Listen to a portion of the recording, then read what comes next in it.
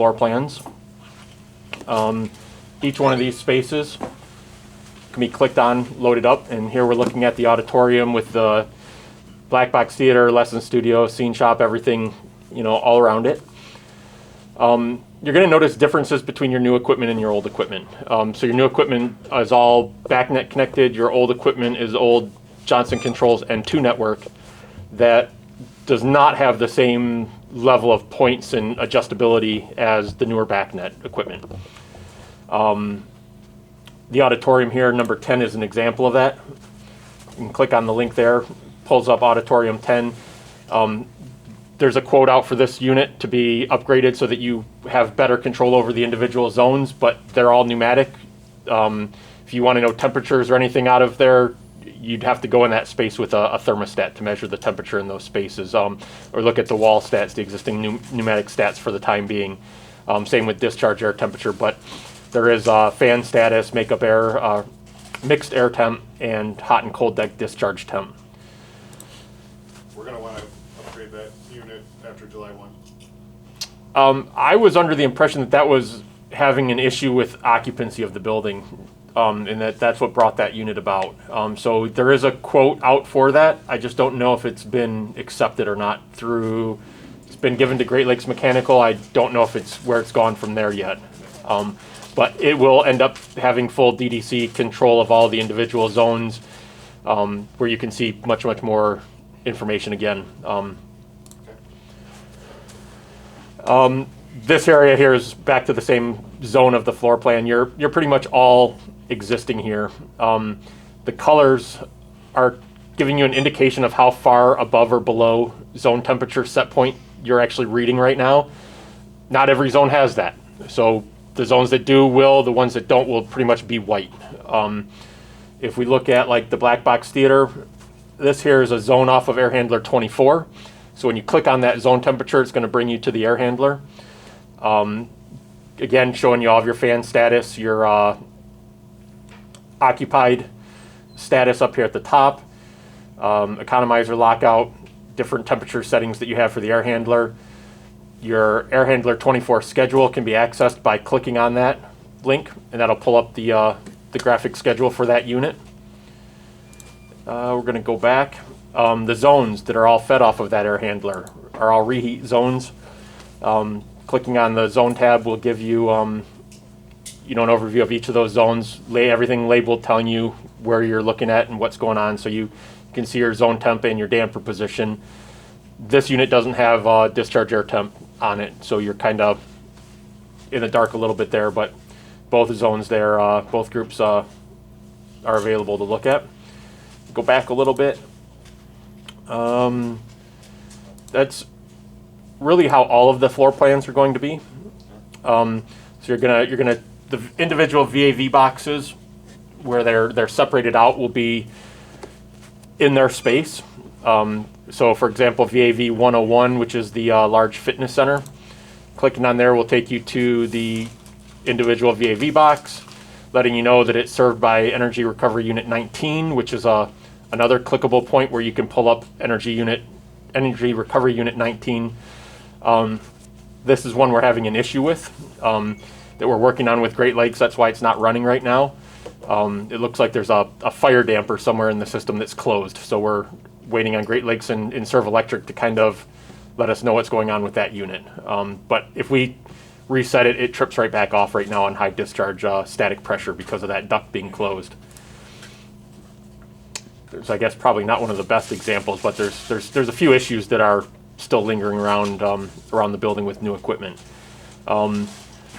Still a pretty typical VAV box. I wonder if I get to one that's actually operating. Let's go to the second floor. I was going to say that was a bad example.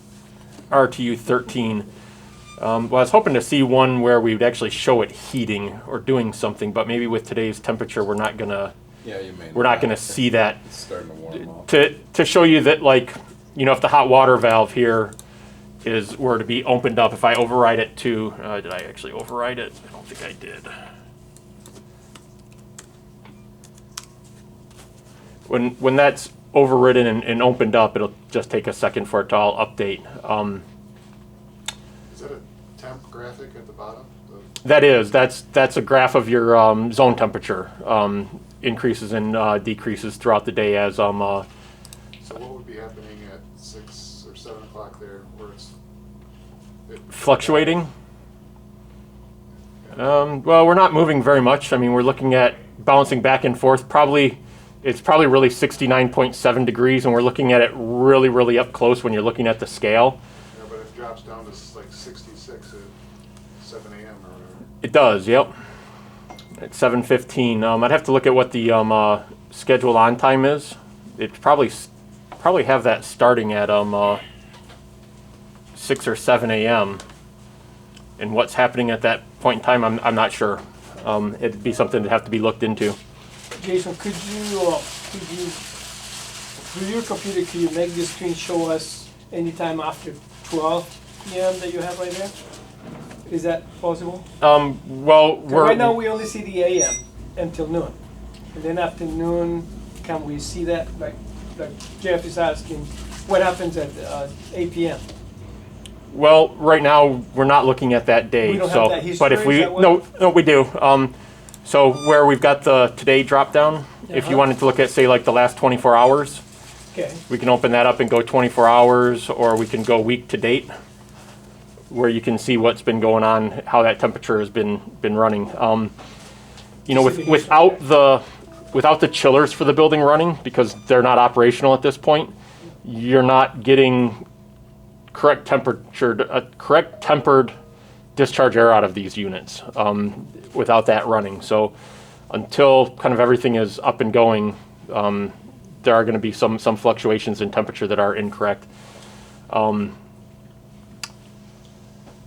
Because this is in the second floor, right? The VAV, is this in the second floor, that unit? This one is, and actually this one might have DX So- cooling actually. So this one's not affected by the Chiller. chiller. Excuse me. We can look and see when I've got that. So I've got that occupied at 6 a.m. each day right now, and that there's about an hour and a half, hour and 15 after it's come on. Where is this at? This is in the open office up there, just at the top of the stairs. Not really sure what could be causing that. So you guys are gonna have the original startup programming of the email, right, for you guys. So whenever they want to go and change that, after you change temperatures, for instance, at a certain time, put this temperature in there, how you do you need to save it, or you just have to override it? Like you wanted to change the zone temperature set point of the space, raise or lower. Yeah. So you can change that here at the zone temperature set point where it's set to the way these units will work for the VAVs. You've got a set point, a single set point because of the stat. The wall stats in these spaces are all adjustable, where you can also locally change that point. So there is, right now they're set to 71 degrees, but what that's going to give you is a 75 degree effective cooling set point and a 64 degree effective heating set point with the dead bands that adjust based off of that. What is the difference between the red and the blue in there? Yeah, so, Just visual for heating and visual. cooling. That's all. Yep, Okay. just visual. So you have your zone's temperature set point. Oh, this is one that you've got turned off too. So, is it turned off? Yeah, I don't have any airflow on this unit. Heat.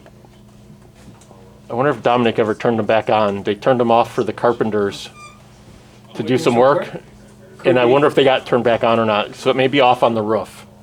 Okay.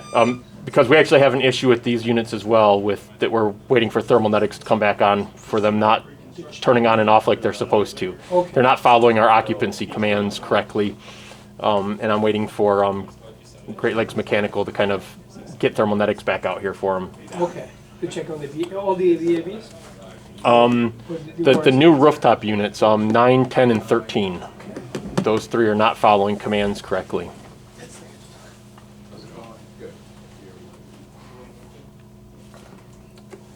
So, as a basic overview of the graphic of the VAV for the new units, you have your zone temperature up here at the top, as recorded by the thermostat.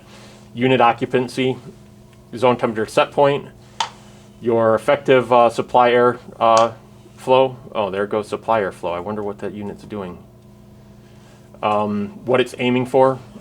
Then your occupied minimum and maximum cooling, occupied minimum and maximum heating. Those are all the set points that were provided by engineering for each of these units. And then again, your effective temperature. So, oh, that went down because, yeah, that unit's doing something goofy. Release that. So you're a 1 degree dead band from whatever this temperature is. You're going to cool to 1 degree above, and you're going to heat to 1 degree below. If you're set to 71, the heating set point is going to be 70, cooling set point will be 72. On the graphic itself, obviously you're seeing the damper position, your discharge air temp, your hot water valve, and your supply air flow. Off to the left is your rooftop unit information, what unit it's being served by, whether it's occupied, and the discharge air temperature from that unit. Clicking on that RTU13 will pull up a blow up of that rooftop unit. Your RTU13, that serves your offices. And again, you've got just the information of the unit, supply fan status, speed, temperature, return air temp, filter status, outside air damper minimum position, your gas reheat or your DX cooling, along with your discharge air temp. What offices? So RTU13 serves the second floor offices, the open office, the party room, the viewing space, the to us they're called offices. We don't have any other name. That's what they're listed as on the prints. There was an open office too, though, that you clicked on earlier. Yeah, open office was the name of where. So that is the actual open area where you've got the kind of cubicles set up at, I guess, if you want to describe them as that.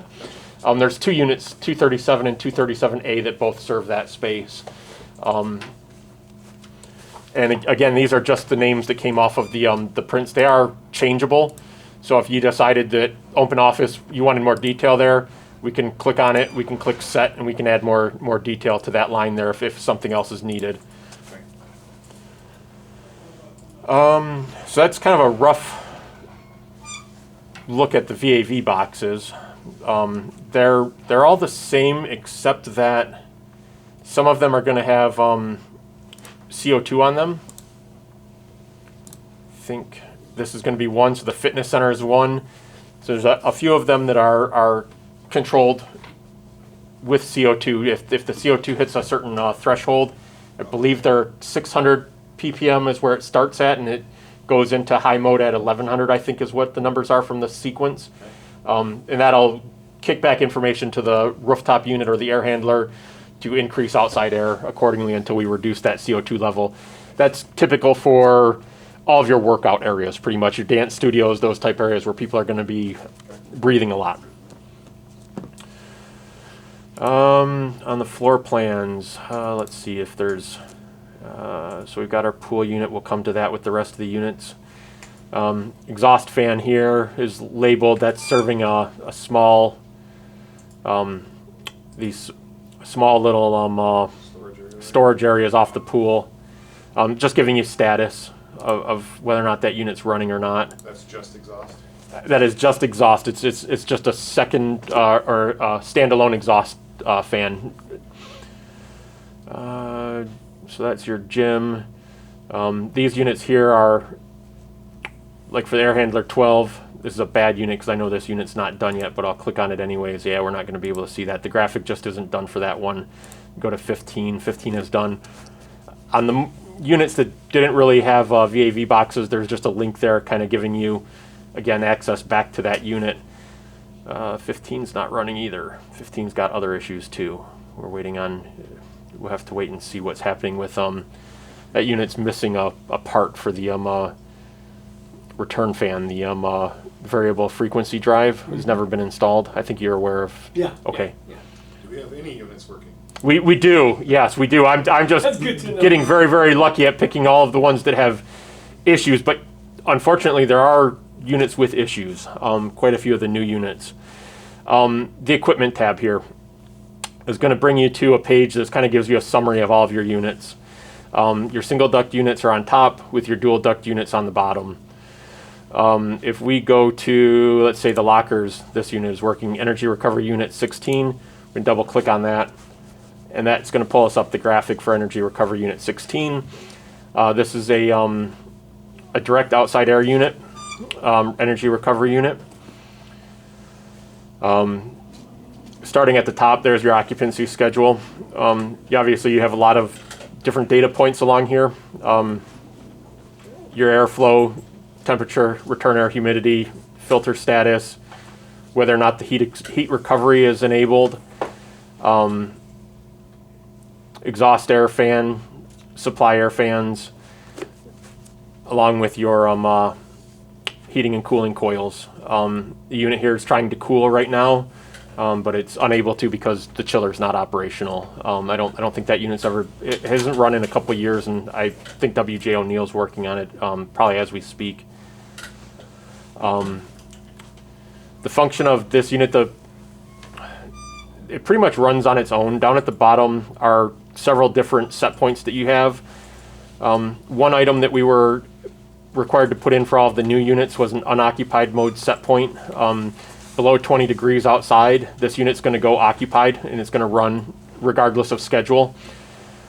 You have an unoccupied override on these units. One thing that I noticed, and I added this in, if you need to change filters, you need to override this unoccupied at this point, or turn the unit off by the disconnects. If you open and close a door to just change filters on those units, when you open the door, the supply and return fans are going to ramp way up high trying to meet duct static pressure. And when you close that door and you walk away, it's going to trip on high static pressure. So I added a point there so that you could override it unoccupied, and just by clicking on override unoccupied, it'll then give you the option of either a permanent 1 minute, 15, 30 minutes, whatever you want, or a custom where you can enter your own time in to set that unit unoccupied so that it'll shut down for you. That unit should stay in occupied mode 24/7. For the locker rooms? Yeah. Okay. Because they'll be cleaning in there after hours, so it's a 24-hour use. Okay. Yeah. Okay. I'll just adjust the schedule for that. If there's any others that would be like that. Right now I just have, I think, like a, what did I put here? 6 a.m. to 9 p.m. just as a random guess of occupancy every day, just to keep the unit running and let them start cycling off at night. But we had no information on use or anything. But I'll adjust that one for you guys. Go through and look at schedules too. And they're all accessible. Every RTU unit's all accessible right from its own page by clicking on the schedule link, which also tells you whether it's occupied or not. Low limit set point. This is a set point where the unit is going to, how does that one? That one's for, well, the exhaust is for exhaust air temperature. If it falls below that temperature, the heat recovery phase bypass damper is going to start adjusting accordingly. The low limit mode set point, gosh, I have to look at the sequence how that one's, I'm surprised we put that one on the graphics. That one should have been left in the background. I'll come back to that for an explanation of what that one does. It's low outside air coil pump set point. Below 45 degrees, this coil pump is going to run. Above 45 degrees, the engineer pretty much determined you'll have enough heat in the building that you're not going to need hot water from the boiler, so that pump will shut down. Your discharge air static pressure set point, that's going to change constantly. There's logic in the system that is attempting to keep one VAV box per unit at about 95% open, just in order to save energy on the supply fans. So that's going to always be changing as the VAV boxes change. Dehumidification set point at 50% right now. Effective discharge air set point, this is what the unit is trying for, and what it would like is it would like 55.8. As you can see, the cold water valve is 100% open, and because we're at 62 for discharge air temp. Again, that goes back to the chillers, not operational. Your discharge air low and high set points, the system is allowed to reset between 55 and 60 degrees. Those are going from, oh, she didn't add those on, but she added those. I believe from 30 to 60 degrees outside air temperature is where it will range between those two. So all the way down to 30 degrees, you're going to be putting 60 degree air out. Up at 60 and above, you'll be putting 55 degree air out. Those are adjustable points if you guys determine you want to run them differently. You have discharge air temp, unoccupied cooling, and unoccupied cooling set point for temperature, which will, this unit has an average zone temperature fed into it from all of the VAV boxes. So it'll look at all of those, and if it needs to turn on at night based on that average, it will, to maintain 82 degree unoccupied cooling set point. Again, another adjustable point. Same for your unoccupied heating. That'd be the discharge air temp if it decides it needs to heat, and it's going to heat up to 60 degrees, depending on what those VAV boxes call for. Heating lockout set point above 60 degrees. The unit's not going to try to use the hot water valve any longer for heating. It's going to focus just on heat recovery. Your occupied preheat and unoccupied preheat. So those two numbers will be following the mixed air temperature set point or sensor. During occupied times, it's going to try to maintain a minimum of 45 degree mixed air temp, and unoccupied a minimum of 60 degree air temp. If the unit goes unoccupied and it's you were getting cold air in, it's going to open up that hot water valve in order to maintain that space and protect itself is what that's for. So that's 16. Come back and you want to go through each one at a time. So I'll start at the top. Air handler 9. This is an existing unit. Basic air handling unit. This is located in the mezzanine above the kitchen. It serves your youth game rooms, that multi-purpose room activity A, B, C spaces. There's 5 reheat zones on there. One of them I'm still trying to locate. I'm not sure where that is, if it's something that got eliminated with some of the walls being moved around and changed in between the two spaces. I'm not exactly sure where that is, but I'm looking for that one.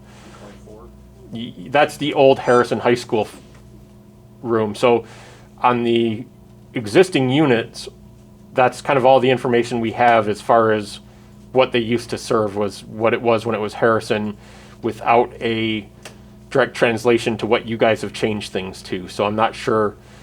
224 doesn't come up on my old Harrison maps. Jim Pierce gave me the old copies of the old HVAC maps. I don't know if they're of any interest to you. I'll forward them to you.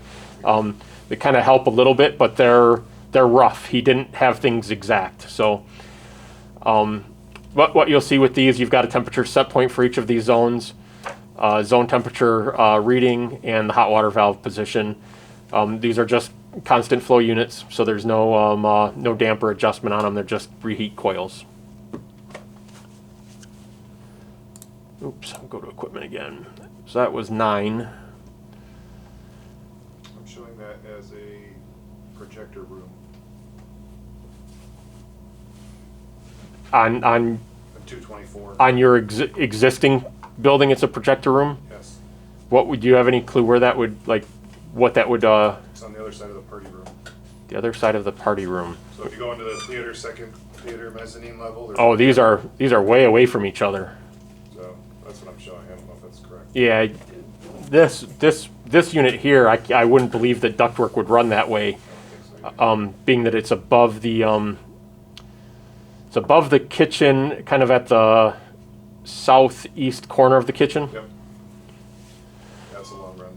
Yeah. So something's got to be off there. This unit serves all that kind of what used to be, for at least the Harrison, was the school store, Right.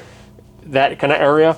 And I'm thinking that there used to be a back room that got removed in that school store, from what I remember it being. Now it's one big open space, and they're connected together, and they weren't connected together before. So Yeah, there was a storage room in there. I'm thinking that something's in there, and we possibly even have a stat hanging around up in the ceiling that didn't get drop down a wall. So I've got to investigate that a little bit more. There's a lot of investigating that I've still got to do on some of the old systems to match some things up.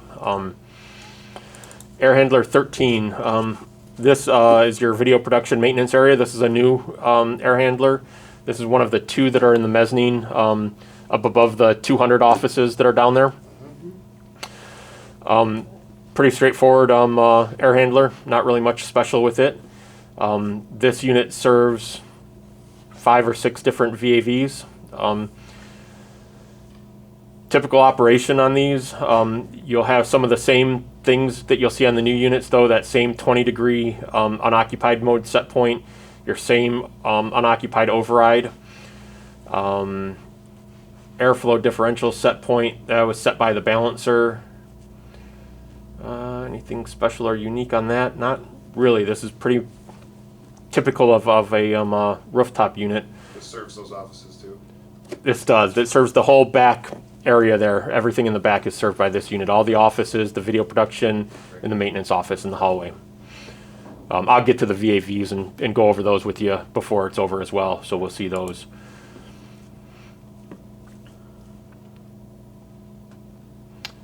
'15 is the fitness center. So this would be just the area behind the gym.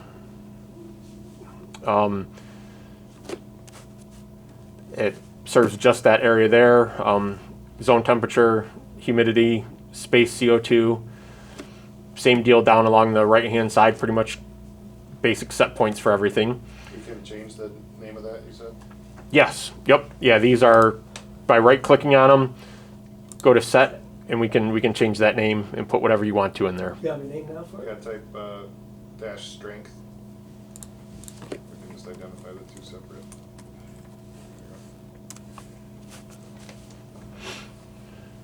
Yeah, we had pretty simple, basic names for a lot of things. So,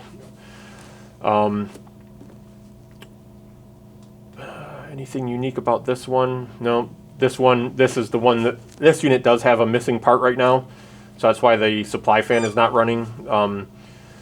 It is not happy that it doesn't have the variable frequency drive for the return fan, so it doesn't behave correctly. Is that a punch list, Carlos? Should be. Yeah, there's emails floating around about it. It was missed in the drawing somehow, so we're just kind of waiting for the electrical contractor and the mechanical contractor to resolve. 17, kitchen/cafeteria. This is the other unit that's up in that mezzanine above the kitchen with number 9. You've got a phase bypass damper unit here. Supply fan's running, return fan apparently is not running. I'm not sure what the condition of those existing units are. The starters I know had been kind of torn apart, and I don't know if W.J. O'Neill was going through them or who's going through them to confirm operation of all the components. Supply fan is running. These are reheat zones. There's 5 of them along here as well. These are all named based off of the tech drawings that I received from Chris Barth actually on these, because I'm assuming those were closer to actual names. You've got a storage room, a warming kitchen, servery, and then 2 sides of that main big multi-purpose room. Same as the other reheat coils, except these ones we added discharge air temp sensors too, so you have discharge air temp on these. Jason, let me interrupt for a sec. So you think that all the things that you need to check now that are no in operation at this point, you probably in a week you will have everything figured out more or less, or? Well, none of them are the only things that are our responsibility really, I think, is locating some of these equipment, but the operation of the existing equipment isn't underneath our scope of work. That was all being handled by W.J. O'Neill, we were under the impression of. And that's my next point. So if we fix and finish what we have to do, right, or our scope, when can we have probably a meeting with the city and W.J. O'Neill, right? Yeah. And you guys to say, okay, this is what we could do for you here, but you need to do A, B, C, D here as an existing. So the city will know or prep W.J. O'Neill to do their part as well. So I'm thinking that once we are done with our part, then we can check in with W O'Neill. Well, hopefully by then they have done some work too, right? Yeah, and I'm not even sure how any of that is being handled, if they're even aware of any of these issues or not. I mean, I have no contact with them, so I don't know if they're going through I mean, we could tell at different points in time. I mean, they've worked on some of the units. They did a little bit of work to air handler 23. I think they replaced a control on that unit. Some of the other units look like people have opened them up and started working on it, but I don't know who that is. I'm just assuming it's WJ O'Neill because that's kind of what we've been told, that the existing equipment was going to be maintained by them. So I think what Carlos's point is, we need to close the loop and figure out. And if we need to all sit down and set up a meeting, I mean, I will for sure, pick a Facilitate. date and time. Oh, absolutely, yeah. That's all I'm Because it may be asking. possible that I know more about what's Exactly. down than they do. Maybe they're not aware of it. Right. So And we want to leave the city with a good system, we know they have their own one, and that's a challenge for them. sure, But if we kind of bring up to speed WJ O'Neill on what is being monitored and is not working, that put a red fire on that, you know what I mean? and That's- WJ O'Neill was waiting to be able to see some of this. I know that they were kind of waiting for that, and last couple of weeks, we only 3 or 4 weeks ago got our access to the server to start pulling these points in. I have talked to one of their programmers a couple times, so they're aware that we've tied into the server now and that some of that data is there, but I know they were waiting to get access themselves to be able to kind of see more what's going on. So with the delay in getting the network connected to the building, how long that took till we got to that point. Yeah, We're kind of a little bit behind you're where we'd like to reacting be. that. Yeah, no, I So, understand that. But whatever needs to be done as far as, we're definitely going to accommodate on working together to talk with So them. I'll be in touch with Jason to when he's comfortable to say, I got everything under control on my end. Then we can set up a meeting with WJ O'Neill and Jason and you guys and kind of go through quick and the existing equipment, how it's been monitored, and tell them, hey, this is what needs, something has to be done here. Sure. And probably in a week and a half. So you and I, Jason, we talk to each other when you're ready for that. Let me know, and I'll set up the meeting with WJ O'Neill, Okay. yourself, and the owner. Okay. And we have just probably an hour of conversation with the screen open Okay, to get you guys up to speed. great. Okay.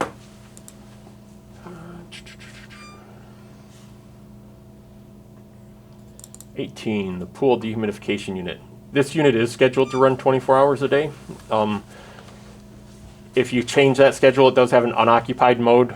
All that does is reduce the temperature set points. The fans keep running 24 hours a day no matter what, and continues to maintain humidity at an unoccupied set point, which I have them set the same 50% right now.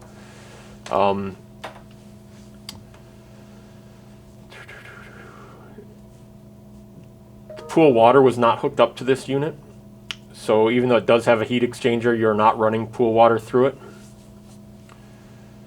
Otherwise, it's a straightforward dehumidification unit. You've got DX coils, supply fan, return fan. I don't think we run. Yeah, we do have hot water heat run through here, but I thought we were gas reheat. I don't think the boiler is connected to this unit.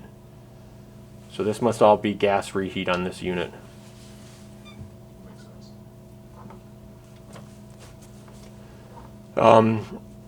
Pretty much same set points as you have with the other units. You've got your occupied setting, occupied and unoccupied temperature set points, occupied, unoccupied humidity. I've left them matched. I didn't have anything given to me for unoccupied times, and like I said, I've been leaving it running 24 hours a day. The school district always ran those 24 hours a day, so that's kind of always been the way with dehumidification units, is running them 24 hours a day. Have you guys noticed that it's comfortable inside the pool? Yeah. You normally when you go in a closed pool or indoor pool, you feel the humidity right there. But this system is great. I think it's very, very comfortable. Yeah, It's awesome. it's doing much better than the old unit that Harrison had, I'll tell you that. Yeah. Um, Oh, yeah. Much better than the unit we have currently over at Caustic too. Yeah. It's just exhaust. Mm. Oh, exhaust with like a makeup air unit coming into it, yeah. This unit's got a purge command. if you want to, if you decide you need to purge air out of the unit, so you can command it the set point that it's going to purge to, or a time that you want it to run for, to basically just exhaust air out of that space. And then there's an elapsed timer there that will start a countdown when that's engaged. Your economizer minimum outside air set point, a couple alarm set points, heat recovery pump set point, and heat recovery overload alarm. Free stat, whether that it's dehumidifying, cooling, or heating. At the bottom, yeah, I think the one big thing you guys missed out on is not running the water through that unit. I'm not sure why that happened, but to regain some heat out of it, but that wasn't done for some reason. So going back to where we had a fan down. The exhaust fan? Exhaust fan, yeah. That was in. Yeah, so the exhaust fans are controlled by the unit. We don't have any control over, on this unit, the prepackaged unit, we don't have any control over that. Why it's not running the second exhaust fan, the unit itself is deciding not to run that exhaust fan, that it doesn't need to run it. If it's either for current airflow, or if that one's only going to be called on in the event that it's purging, it's not been explained to me, but I've seen it run before, but it's just not needing it right now. If it's trying to call for it to be on and it doesn't come on, will it go into alarm then? No. Okay. So there's some issues with some of these prepackaged units providing the alarms that were specified in the prints. This unit can't give me certain alarms. So, for example, the sequence of operations calls for a command and a status comparison alarm on the exhaust fans, which I have for the supply fan, because I'm able to take control of the supply fan if I want to, but not the exhaust fan. So there's no reference point to determine whether or not the unit is trying to run an exhaust fan, only a status that it is or it isn't. The only thing that we do have is whether or not it's been overloaded and it's tripped off. And that goes for the heat recovery and the two exhaust fans. That it's just not compatible. The package controls don't provide that option to us. Either one, if both exhaust fans are off, we won't get an alarm then either. Not if they're, well, the only reason they should be off would be that this point down here would trip. So you would get an alarm if it was faulted off, Okay. but not if it was, how can I describe it? Like, not if it wasn't giving proper status feedback. So for example, if we looked at, and I don't know exactly how this unit is set up inside, but if we went to like air handler, one of the ones that we put controls on, so like energy, one of the two other energy recovery units, 19 or 16, we have a current switch that monitors power flow from that motor. So if that fan is being commanded on and that current switch isn't making contact, that would trigger an alarm where we have both points. And for this unit, we don't have that. The package controls just don't provide that. So there's kind of nothing we can do without adding additional programming or additional controls to the unit that weren't part of the scope for it. So, but if that fan fails, it burns up and it overheats or it shuts down that way, then yes, you're going to get that kind of an alarm. Okay. So, which I think is what you really need anyways. I don't think the other programming issue will be a problem. So, When an alarm goes, if this unit was an alarm, where's that showing? well, you would get these points here would light up. They would change color to red. Okay. Does the AHU unit on the main page so light up like it does on the other? The AHU on the main page. So if we go back to the main. Oh, to here? Listing, yeah. Typically, we've seen them. There's an alarm. No, it wouldn't. So how normally, if I'm the user of the building, right, Jason, and I want to know if I have any alarms, that's the system will automatically tell me that I have an alarm, or I have to go to the alarms Well- tab that you have there? Right now, you'd have to go to the alarms tab. Okay. And we do have it set up to email and communicate alarms out. And that's something that we need to go over to determine which alarms, because what we realized is there are a lot of nuisance alarms in the building that they don't need to be notified of. And we do need to work with the city to determine which ones they want notification of. okay. And that would go either both to email and a text message to the people that they choose to receive it. So the VMS has the capability of doing so. It does, yep. Because But that's something that you might want to have. Well, he had activated them, we got like 150 over the weekend. Oh, did it? So it works, but we just need to fine tune what it's reporting to us. Okay. So, there are some alarms that just are not necessary to Sure. communicate out, is what it comes down to. And the chiller being down is creating alarms because units can't maintain their correct set points because they're relying on that chiller to do so. So we got a lot of Right. things going on there, so. By any chance, Jeff, do you guys know when the chiller will be up and running? he's working on them. His work? We're looking at probably days, Yeah, by the end of the week, I would think. so that's in the cooks right now. So, Well, one of those units, I don't know if, are they expecting to be able to fix both of them or just one? Because, He was looking into trying to fix both of them. okay. Because when I first started with the school district, that inside unit, Train had actually removed that from the building, took it out to begin rebuilding it, and then the district canceled that and they put it right back in, and it's had a lot of problems inside of it. one of So, them, what's that? one of the units, one of the chillers? Yeah, the inside chiller. My understanding is that you have two chillers, and one is a redundancy for the other one. And it could be, either one could be the leader, Right. not necessarily one or the Right. other.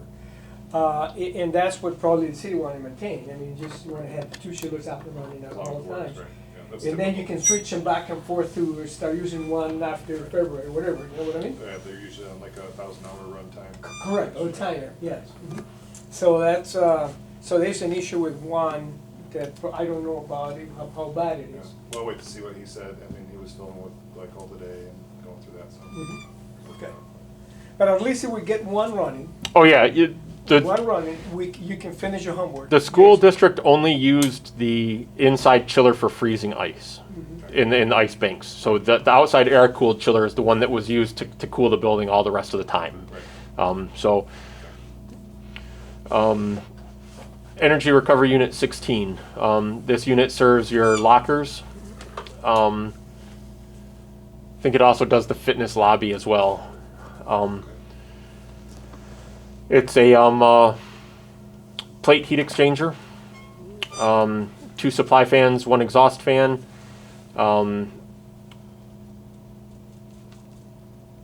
Uses the boiler for heat, uses chiller for cold water. It's, again, same basic set points that the rest of the rooftop or air handler units have. In unoccupied mode, set point 20 degrees. It's gonna, below that, it's gonna run 24. Yeah, we went through this one, didn't we? Because we talked about the coil pump already. So I'm not sure we need to go through it unless you have any questions on it. Okay.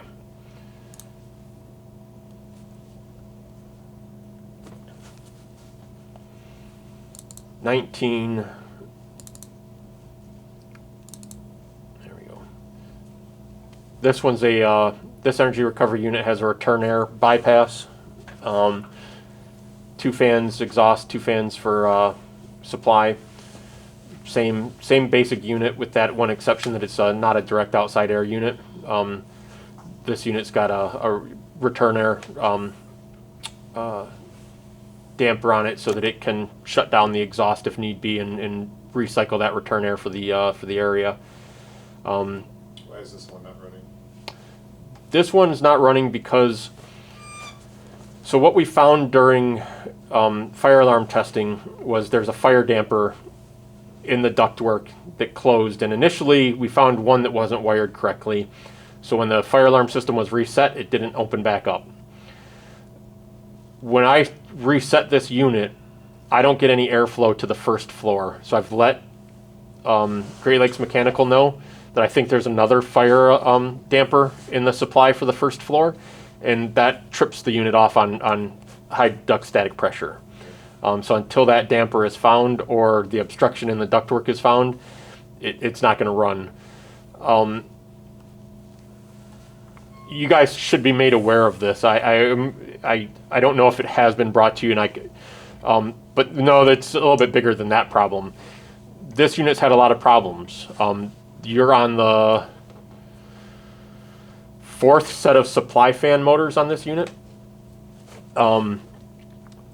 This last set has hung on for a long time now, but I've seen them go for 30 days before melting down again and burning up.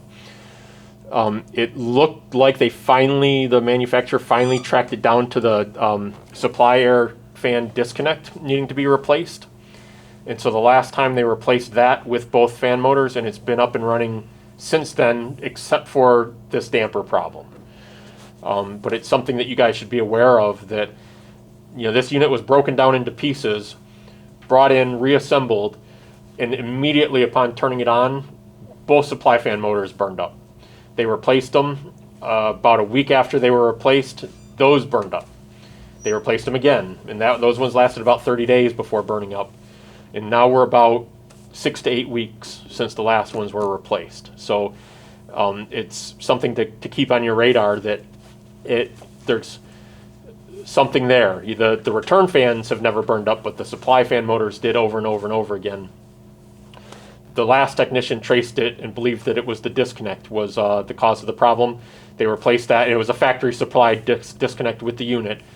They replaced that part of the unit, and since then we've been pretty good. But it's kind of scary when something brand new is burning up motors at that kind of rate. So other than those two issues, it's run fine. We've not had any issues with it, and I'm sure as soon as they find the obstruction in the ductwork, it'll be okay. Where is this unit located? This is in the mezzanine of the wood shop. Yeah. Got it. You know which room I'm talking about? Okay. 2 units up there. We'll go to air handler 11 is up there as well with it.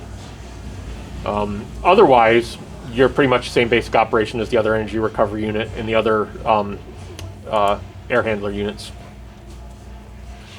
That's a good history, and it's good to make a note here. I put a note in my. Yeah, that's one you definitely want to keep track of.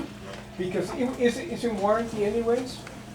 Yeah, but yeah, if it happens, we have to be very careful with that day of warranty. Because I know they were struggling in that, but I didn't know they were in the 4th set already.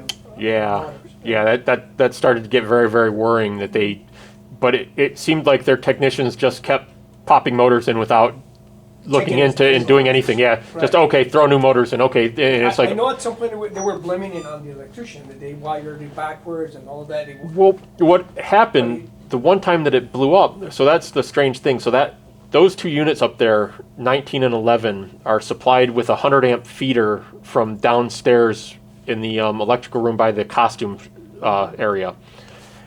So one feeder comes up, and then it branches off up there to the multiple disconnects. Well, the one time that it went, it actually blew 2 of the 100 amp fuses in the basement and did not blow the 15s at the unit itself.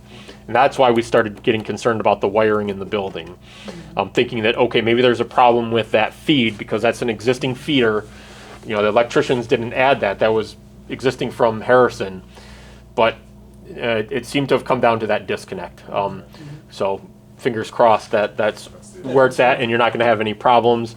And much better that it happened all during construction and not starts happening when you open up that was like every 2 weeks. It was down again for 2 weeks. So RTU1 serves the 3rd floor, the northwest rooms. I'll provide you that old Harrison map though that kind of shows you what that is, but it's just the northwest corner classrooms. Your center rooms would be your Science Center, Office, and Media Center. So those have air handlers, but the rooftop would be the classrooms beyond those science rooms in the middle there. Pretty simple, straightforward unit. This is on the old Johnson N2 network. It's got a DX9100 controller in the unit itself that operates it, and it serves several reheat coils. This group is going to kind of get repetitive because RTU 2 is the same. Yeah, that's fine. 3, let's look at 3. It's probably pretty much the same thing. This is going to be for your center rooms. Let's come back here. I don't think there's anything really all that unique in the rooftop units for this area. We're talking about the northwest, northeast, northwest center, northeast center, main office, and media center, or your third floor, southwest and southeast. They're all rooftop units. They've all, on the N2 network, all got a DX9100 controller. God, I hate coming back to more units that I know have problems. Might as well get it out. Oh yeah, I know. So 9, 10, and 13. These are Daikin units that are not following their occupancy command. I can't command them on or off. They run 24 hours a day right now. They're just not accepting network control. So Great Lakes Mechanical and Thermalnetic, Great Lakes Mechanical has been informed that we need Thermalnetics to come back out and adjust the startup sequence on these units. Otherwise, you've got a typical, why isn't that set? Rooftop unit, really no different than the rest. This unit controls to zone temperature of the lobby. Space humidity is being controlled. This is a new unit? This is a new unit, yeah. Bottom right-hand corner again, just your zone temperature graph that you'll see pretty much on everything. Let's go back. I think 10 is an almost identical unit again for the lobby. Has the same problem, the other lobby unit. Gymnasium, my graphics aren't done for that one. When you say lobby, is it like separated east-west? Is it main lobby, secondary lobby? You know? Let's see if they gave us.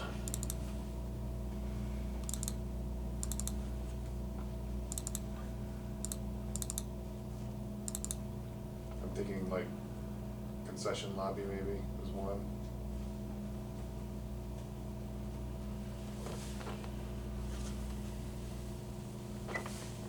So I got lobby and lobby was the information that I got. So to me, they're both just named lobby. We were not given any more detail than that. I'm sure that you're right that Is it one up is in a probably lower or- north and one is south, most likely. Like you're saying, probably one is the main lobby and one is probably the concession lobby. We can, again, change that Figure it out. setting at any time if we get that information. 13, that's your offices up above, and same basic setup for an air handler. I don't know why that's set to 0. With heat exchangers too, right? Say again. These have heat exchangers on them? These are well, the units themselves are gas heat with DX cooling, and then we have VAV boxes on this unit. Yeah, yep.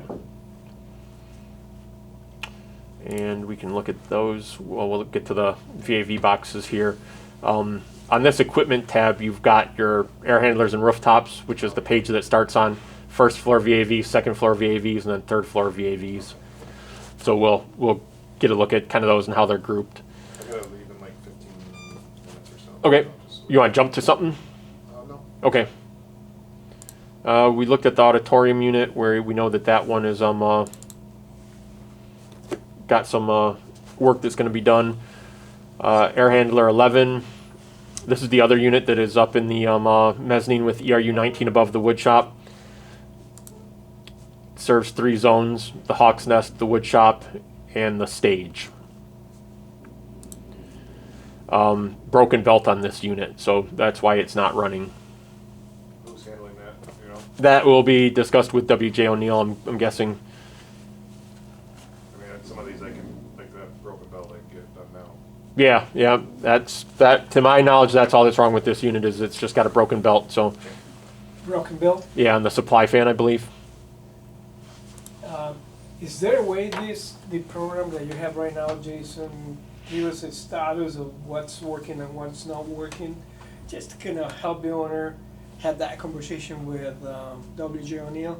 Said, my BMS is telling me these units have issues, and those are the old units. So he has a tool to go back to W.A. O'Neill and tell them, hey guys, I need you to work on this and this and this.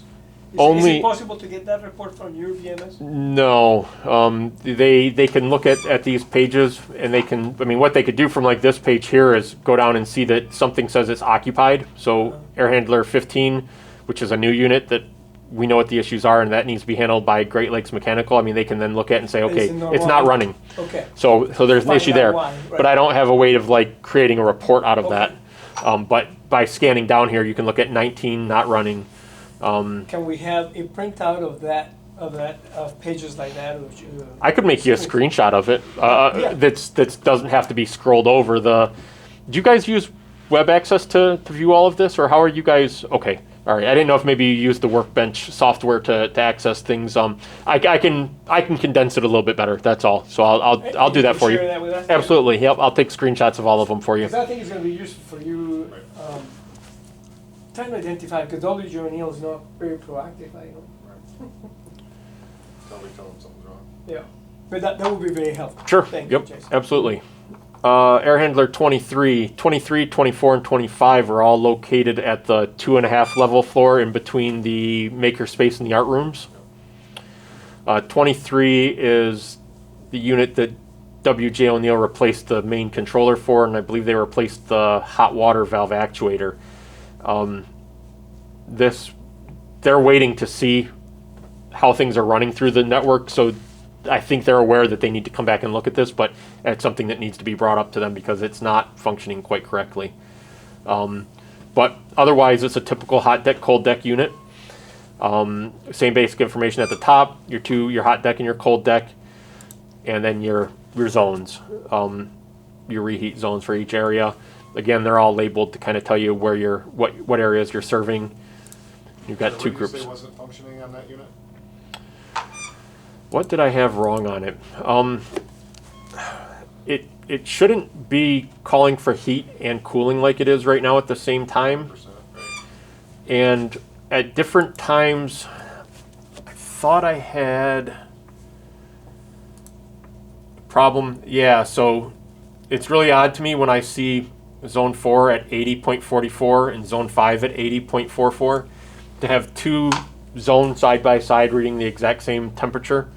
Tells me that something's crossed somewhere. There's something going on with that unit. I don't know if it's in the programming for it or if there's a wiring connection to it that something's wrong. One of these two reheat zones, I can't recall which one, kind of goes on and offline frequently. So it's part of the problem is they just didn't have the ability to look at it remotely when they replaced that controller. It was done during construction, and we just needed to get it up and running. So.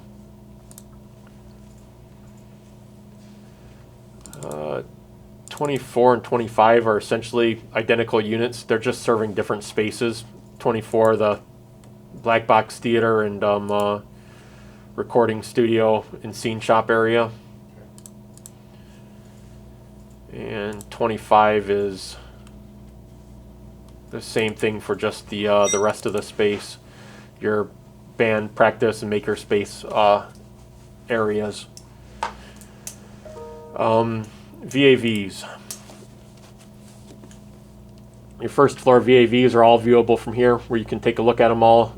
You have their number, the area they serve, whether they're occupied, current zone temp set point, discharge air temp, hot water valve position, damper position, supply airflow, actual supply airflow, and what it's trying to achieve airflow. Again, these units, the rooftop units and the air handlers are set to try to maintain this damper position. We're trying, not very successfully right now. Oh, you know what? That's because some of these are from Energy Recovery Unit 19. That's why the ones that are at 100 are not getting any airflow because that unit's down.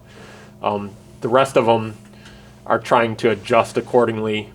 And right now, this one here is probably the one it's adjusting to, where it'll try to vary the speed of the fan in order to make this one here become 95%. It's probably at a point in the flow where it goes a little too low, a little too high, back and forth, and I'll try and pay attention to them and fine tune them a little bit better.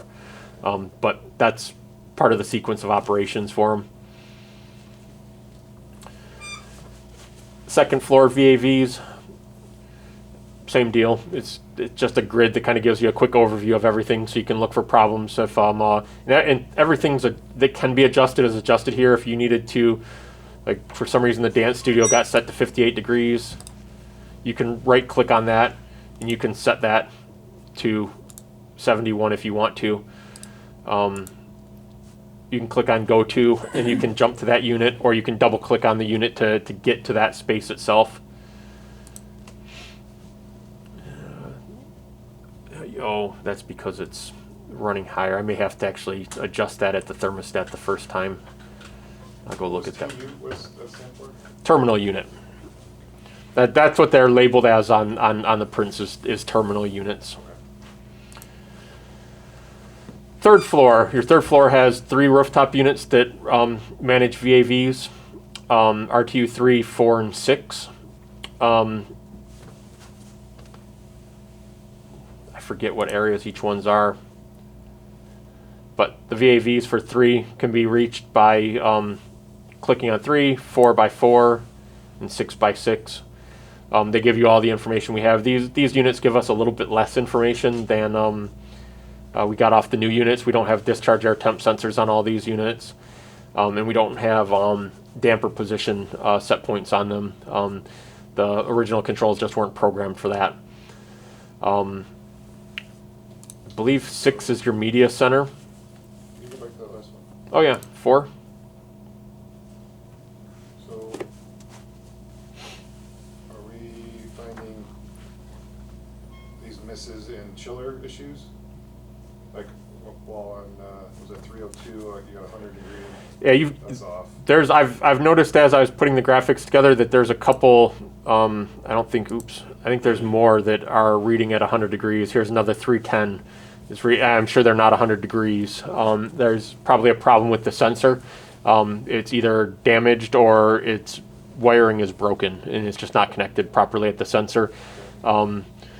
It was a high school, and I'm sure that very little work was done up here, so in all likelihood a high school kid smashed it off the wall on their way out on the last day, and it's just been that way since then. So those are more areas that need investigation. I don't know what. I noticed that these are keeping or panel we need. cool on this unit, but If you go could back to let me know, 4, but I've never really called any. and we got Tim gave us the. high zones. Everything is higher all of than the, set point. exterior Yeah. lighting. Pretty much everything. That's been So closed now. what's the condition Oh, there? there's a Tim in engineering too. Well, it doesn't look like Electrician. rooftop 4 is running at all, because I have no airflow to any of those boxes. But no, I don't So know. that's why that is or isn't running. I'm not sure.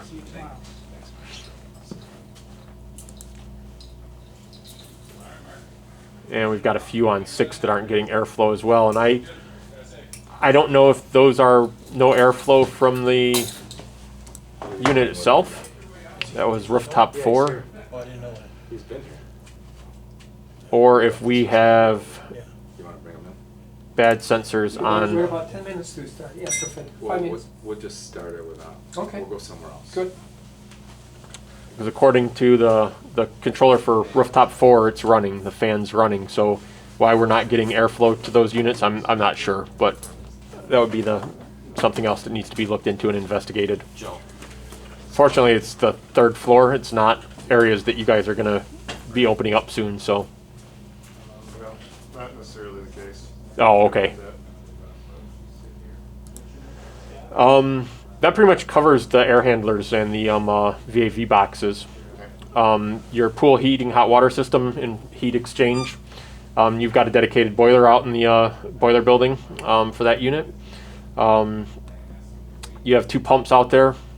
One is just the boiler primary pump, and then the loop secondary pump. The primary pump runs when the boiler runs.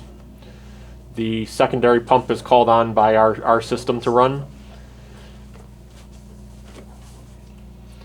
We are set point to 84 degrees is what we were asked to set that water at.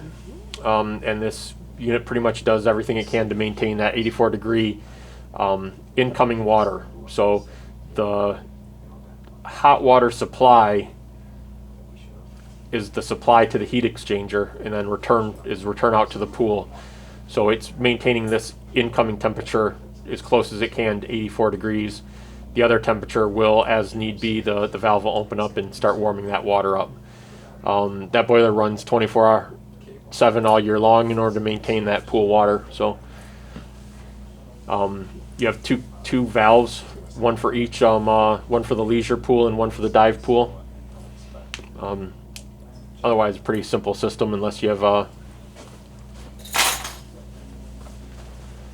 any questions on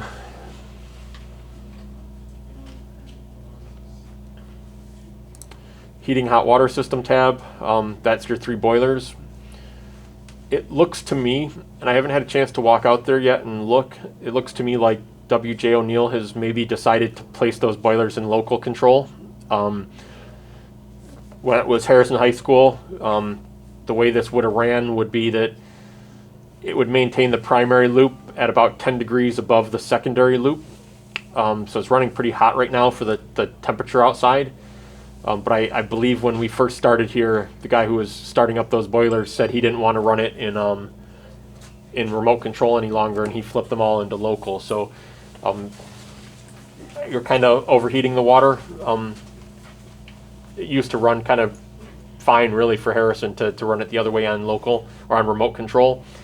Otherwise, the boilers, so I'm not really sure what staging the boilers on and off any longer. We used to control them fully, which one would come on, which one would come off, and their firing rates.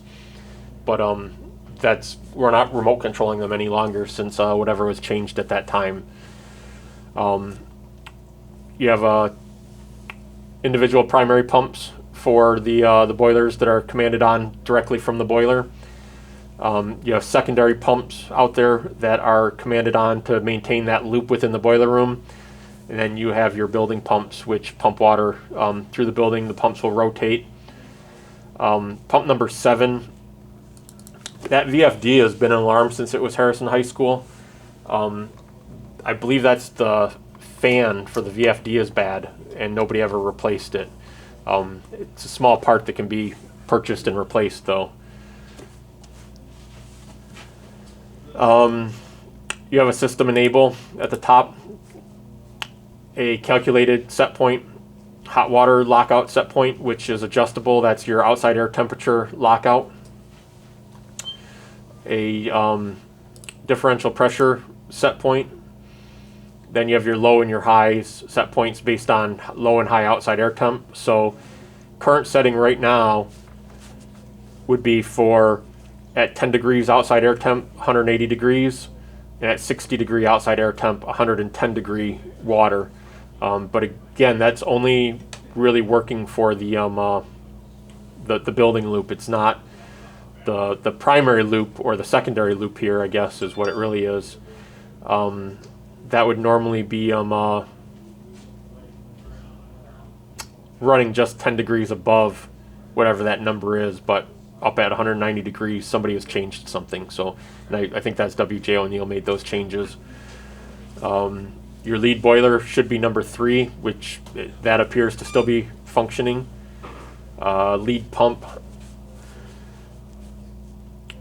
and 1 or 2, whether it's on or off. So yeah, I'll have to change some of these labels. Lead pump is for the building pumps, even, and lead 1 or 2 is for the set primary loop. I need to adjust some labels on that so that you guys know a little bit better what's happening there. You also have the generator status on this page. If it's running, that's going to tell you whether or not it's on. So when you say the lead pump even, that means any one of them could be the lead pump? No, that's what I need to adjust the labels a little bit here on. So the lead pump in this case is referring to the building pumps. Okay. And then lead 1 or lead 2 are referring to the primary pumps, or the secondary pumps, excuse me. And so I just need to adjust some labels so that they're going to know that lead 2 is actually pump 5. Lead 1 is actually pump. It's just a mistake in our graphics how our designer set things up. So I'm still in the process of adding and tweaking things on the graphics. It's going to adjust and be fine-tuned a fair amount. For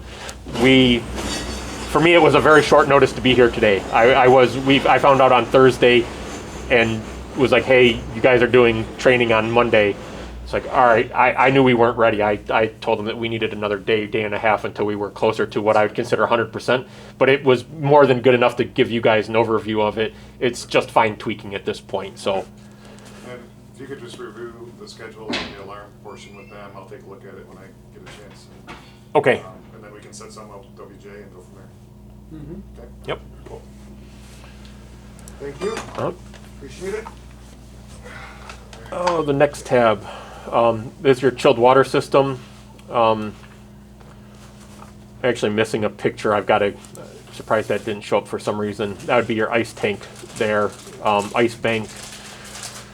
You've got a water tower or a cooling tower up on the roof of that boiler house. Outside air cooled chiller and an inside water cooled chiller.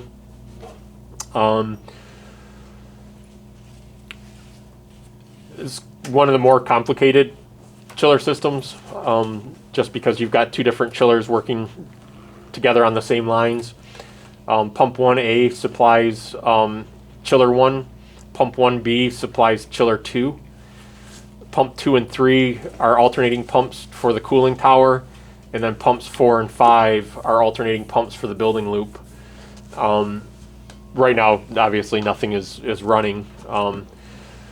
Refrigerant alarms, 1 and 2, as well as our refrigerant exhaust fan. These are alarm set points that you guys would get an alarm for. If they trigger, they'll would eventually email or text message you, as well as light up red.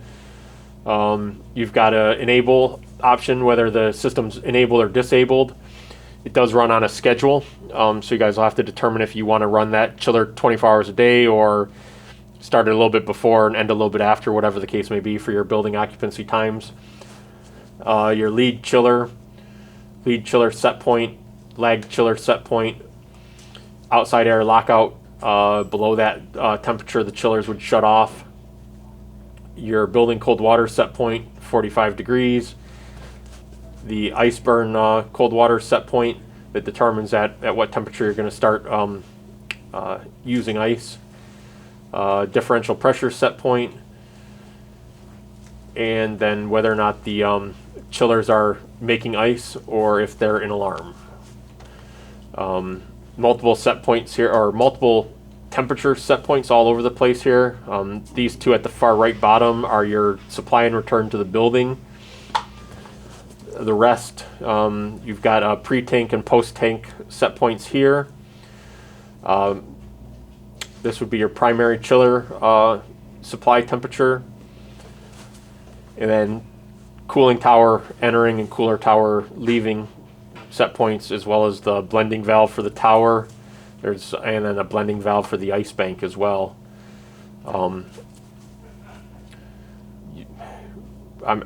I've got a feeling that we'll be meeting with you guys again to go over this at some point. The chiller, especially once it's up and operating, it's just not a simple system to run. So, schedules. This is an area where there's going to be some changing of this as far as how things are ordered, but your schedule, when you click on schedule, you'll notice the schedule link there had changed to page 2. You've got 2 pages of schedules. All of your schedules are located here, as well as directly from the unit itself. From here, you can click on any one, select the schedule. You can see the current status and the next time that it's going to change status. So for air handler 19 or air handler 9, it's currently occupied. Next time it's going to change is at on May 10th at 9 o'clock. That's pretty much where I've got them all set, is until 9 o'clock. It's going to go unoccupied at that time. You click on that. Adjusting the schedules is pretty simple. Are you guys familiar with the Niagara schedules? Have you guys changed them before the graphics? Okay. You can select the schedule and you can just drag it to whatever time you want. And you can see at the bottom that the event start time and finish time will change accordingly. You can also come down here and you can type it in if you want to. If you want to change that to 8:30, change that to 8. It's already at 30. If you wanted this to be 7:30, 7:30, kind of whichever way you want to change it. Once you've changed a schedule, you'll want to save it. This little disk icon here, the ancient old floppy disk icon that they still use, is what you click to save with. First they have to Yeah, name. well, you get young kids now who don't even know what that thing is. They've never seen it. They don't even know what CDs are, let alone these floppy disks. If you change tabs, it'll say, hey, you made a change. Like right now, if I jump back to schedules, it's going to say, do you want to save the changes you just made? So it's not going to let you get off the page, but nothing will stop you from closing the browser out and wandering away. So make sure you save it. Otherwise, you're not going to have that change made. Change made, yeah. I just randomly set them at this time to basically to run when I knew kind of construction was going on to keep things running, and period of time they wanted the building kept warm for flooring and different activities in here. So these schedules are just what I threw in there. Special events tab here.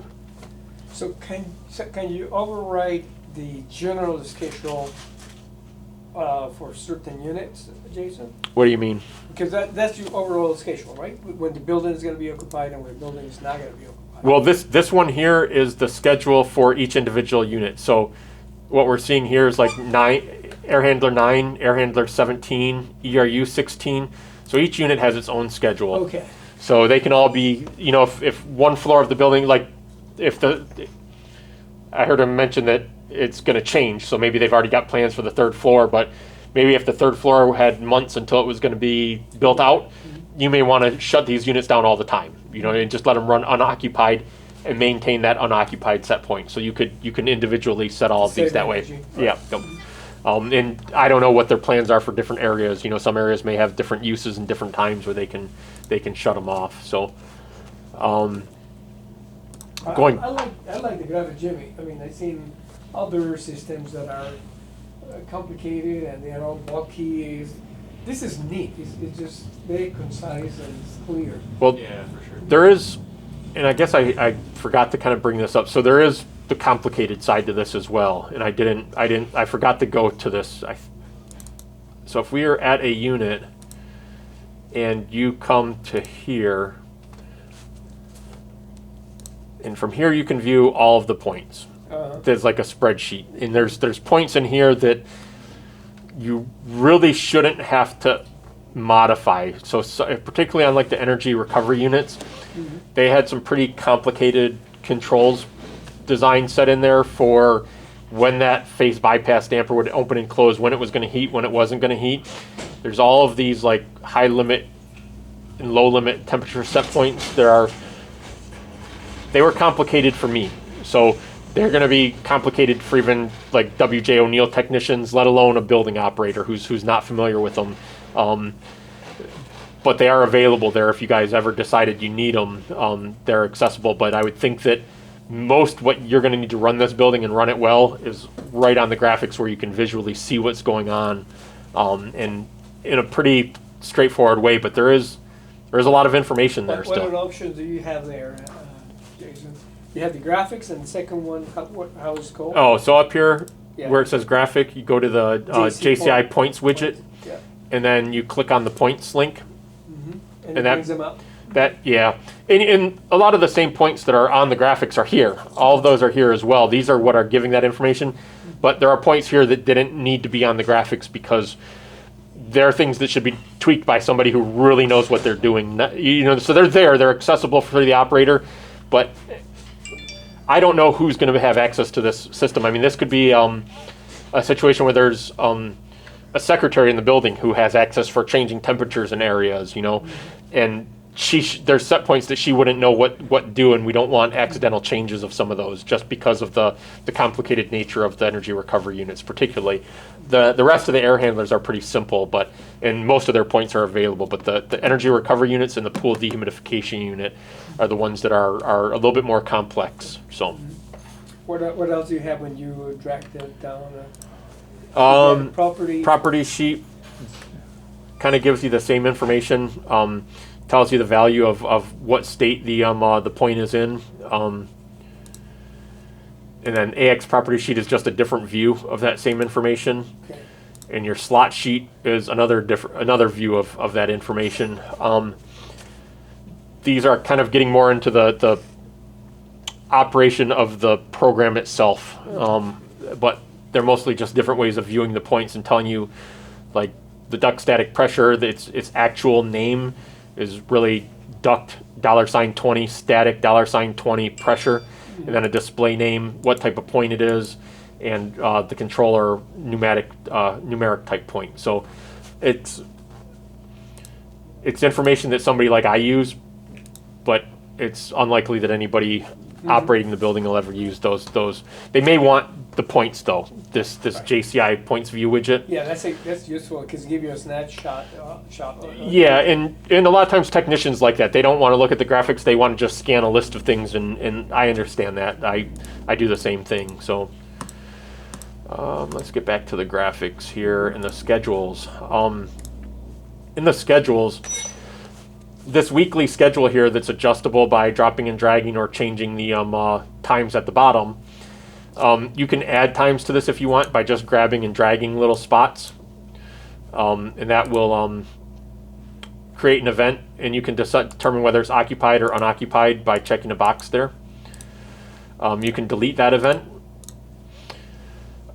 If you make a change to this and say, you know what, we want the building to run from 3 a.m. to 9 p.m., you can apply that Monday through Friday. I wish it would let you apply that all week long, but it doesn't. But you can copy the day and paste the day in order to adjust that schedule.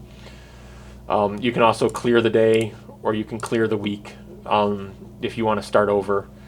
I don't want to start over, so we're going to just go back. The special events tab.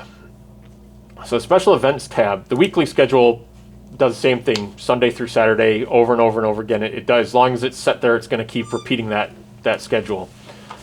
And a special events tab would let you say, you know, for this one time period or this one day, we need a couple extra hours here or a couple extra hours there.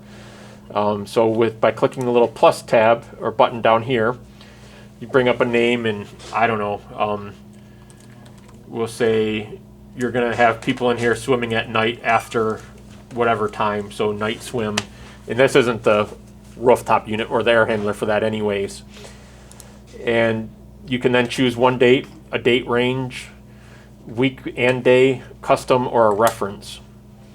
So I'll choose the date range, and you could say that, well, this event's going to happen from the June 1st till June 3rd. Click OK. Then you can come over here and okay, so we're going to let people swim from 9 to midnight on that day. Click Save. Then that event there is going to run on just those days for just that time, and when it's over with, it's going to disappear. It's not going to show up in this list any longer. You can always come back to this special events tab. You can see that you've got these 3 days blacked out that tell you you have something special that's going to happen there. We'll delete that because we don't know that that's happening. The summary tab is going to tell you what's happening on any one day. You can pick any day, and it's going to change and give you a timestamp. So it starts at 12 a.m. midnight and telling you that it's unoccupied. 6 a.m. it's occupied, and back at 9 p.m. it's unoccupied. It's just kind of helpful for knowing whether or not a unit should or shouldn't be occupied. If it's not doing what it's supposed to be doing, it's an easy place to look at and kind of see what it's supposed to be doing, what it thinks it wants. Any questions about the schedules? Anything you'd like to know more about? Okay, at this point, you got any questions? Okay. Jeff has my email address and phone number. When you guys need stuff, I mean, call, email, ask. We expect to I mean, I know that the city has an existing system that works similar, but we also know that ours is different at the same time. They're integrated together, but they're different. So we expect to work with you guys, you know, afterwards, helping you navigate it and get used to it and get accustomed to it. So don't hesitate to reach out to him and have him get a hold of me. Okay, great. That means that you're available. I make myself available at hours when I'm not working. So yeah. If they're here at 9 o'clock and something's failing and they need to call me, I'll answer the phone. really helpful. Well, we have to in a system that's this complicated. I know this building inside out. I mean, all the flaws and problems that I've brought up are all off the top of my head because I've lived in this building for the last few months. I would say for the first 6 months or so, you were going to be very important for that to get in And hand. for the entire warranty period, and I'm not Yeah, sure what for a that year. is. If is it 1 year? I think in this case it's 2 years. 2 years, okay. So for that entire 2 years, we're available for assistance. We're gonna work with them. And to be honest with you, afterwards we're gonna still answer their questions and work with them. We stand behind what we did, and we're not gonna leave you guys hanging with problems. So That's awesome. Yep. So like, if the chillers do not work, we don't have any AC there? correct, except for the areas that have DX cooling. So 9, 10. 12 and 13, which serve the lobby, the offices on the second floor, and the gym. Those have DX cooling. I think all of the rooftop units. I think all the rooftop units here have. Let's see. For some reason, I think they have. Just DX. into the brand new rooftop unit, because Oh no, those are chillers too. So yeah, only the brand new units are the only ones that provide cooling right now. And only the ones on the roof and the pool unit. I should be clear about that because the inside air handlers, energy recovery unit 16 and 19. And at the then, bottom, right? yeah, the 16 does the lockers, 19 does kind of the dance and fitness area. Okay. And then 13 and 15, When we have a chance. those handle the video production and the fitness strength center. Those all rely on the chiller as well. So the only things that I know of with cooling on this building are going to be the 4 new rooftops and the pool dehumidification unit. Just the 4 new ones. What's the big one, the new big one on this side of the roof? Okay. Would that be down above the gym? Okay, so That's the energy recovery unit for the gym. Let me know. So yeah, so that one will have cooling because that one's got DX cooling built in it. Okay. But yeah, unfortunately, most of this building relies on the chiller. Okay, so everything right on the chillers.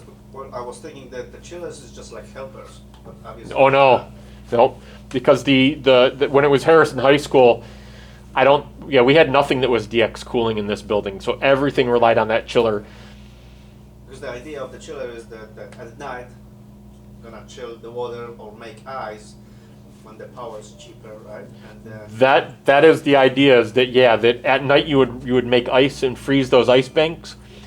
And if I'm remembering correctly, on a hot day in the summer, those ice banks would take until they would last until about noon. okay. And a little bit after noon, then you'd have to turn on the air cooled chiller to keep up, or use the inside one as well in order to maintain the cold water. But if I'm remembering right, it made it till about noon. So basically, you said that so the gym always got its own cooling because it's a unit over there, and Yep. we got 4 brand new units when they running independently from the chillers, right? Correct. But Yep. everything. Everything else needs the chiller. Can we get the because I missed that beginning. So there's like information what operates the new units, so we know which part of the building we don't have to worry about.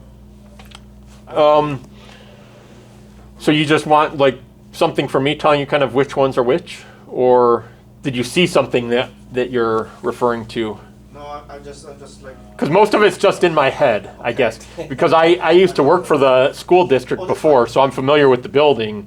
I was wondering if you got one of those pages on the laptop there, so telling like those four new units, and let's call them 1, 2, 3, 4, or A, B, C, D, and that A gonna be. What units are tied with the chillers and which ones are not? Is what you asked? So it's, Remark, yeah. yeah, and other than going through the units and,